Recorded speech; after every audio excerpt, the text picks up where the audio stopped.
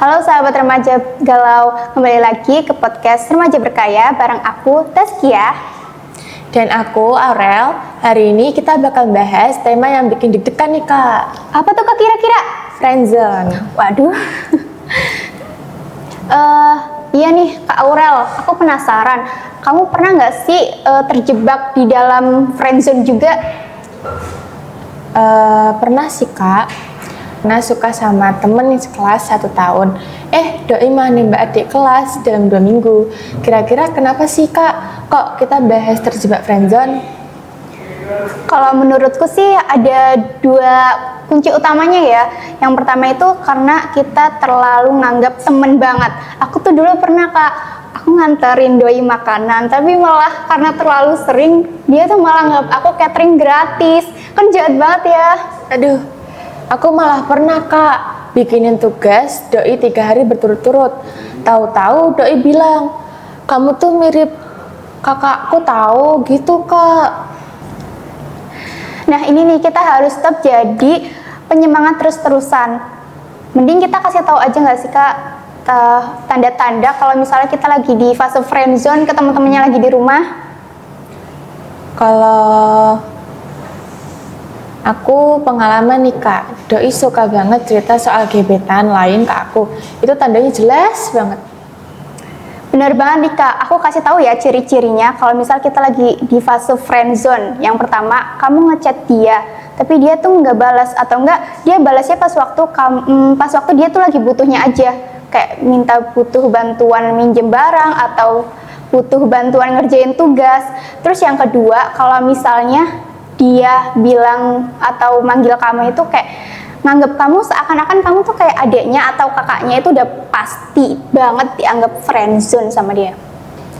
Kalau doi aku sih Kak bilang gini, kamu tuh kayak saudaraku. Itu artinya peluang kamu sama aja kayak Indonesia menang Piala Dunia. Gimana sih Kak caranya biar keluar dari fase friendzone nih? Aku punya 3 jurus jitu teman-teman. Yang pertama, bikin jarak. Jadi kamu coba 1 minggu nggak ngechat doi. Terus kalau misal doi nggak ngechat kamu, itu berarti wah parah sih, itu udah nggak worth it banget. Mending kamu cari cowok yang lain aja. Aku pernah coba ini Kak, doi malah nanya, kok kamu lagi sakit ya? Aku jawab, iya sakit hati. Terus aku ketawa Kak. Sakit hati?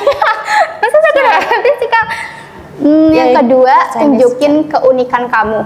Ya aku pernah ya, waktu itu aku bikin update story lah, aku lagi lomba menulis. Terus tiba-tiba dia nge-reply atau komen nih story aku. Itu komennya gini, ih kamu keren banget ya, padahal nggak pernah sebelumnya tuh komen kayak gitu tuh nggak pernah. Dan itu kayak tumben banget kan. Aduh. Kalau aku sih Kak, langsung diajak doi nonton konser, atau kalau dia nolak tuh ya udah aku ajak teman-teman lain aja. Kan nggak cuma dia doang gitu loh Kak. Oke, jadi kesimpulannya friendzone itu cuma pelajaran, bukan akhir dari dunia atau perjalanan percintaan kamu ya. Jadi jangan takut buat ambil resiko itu.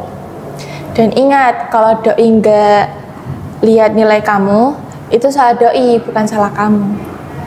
Oke teman-teman, jadi sekian podcast kita tentang friendzone kali ini. Buat kalian yang punya cerita tentang friendzone, entah itu friendzone-nya sedih atau senang, bisa DM atau cerita ke kita aja, Remaja Berkarya namanya.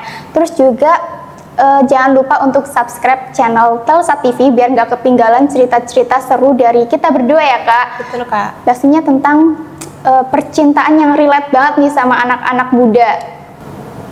Sekian podcast dari kita.